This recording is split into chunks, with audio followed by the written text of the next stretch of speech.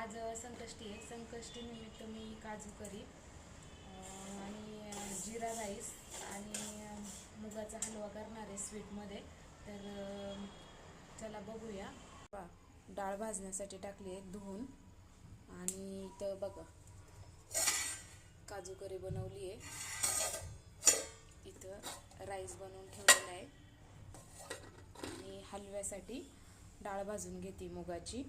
तर first time बनवते, तर चला पाहूया कसा होतोय. हलवा दाणेदार होण्यासाठी 2 स्पून रवा घेतलेला आहे आणि तुपामध्ये भाजण्यासाठी टाकलाय तो. आणि इथं डाळ थंड होतीये, तर ती मिक्सरला दाणेदार वाटून घ्यायची आहे. चला मी वाटून घेते. अशा प्रकारे डाळ वाटून घेतलेली आहे. तर आता याच्यामध्ये आपण ते टाकून परतून घेणार आहोत. अशा प्रकारे तूप सोडलेलं आहे.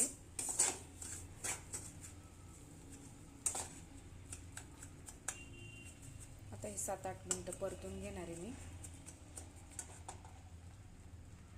अशा प्रकारे हलवा तयार झालेला आहे मुगाचा. तर आता मी प्लेटमध्ये काढून घेते. हे सर्व जेवण मी संकष्टी असल्यामुळे बाप्पाला नैवेद्य म्हणून बनवलेलं आहे. तर तुम्हाला आवडलं असेल तर लाईक सबस्क्राईब नक्की करा. चला तर भेटूया पुढच्या ब्लॉगमध्ये.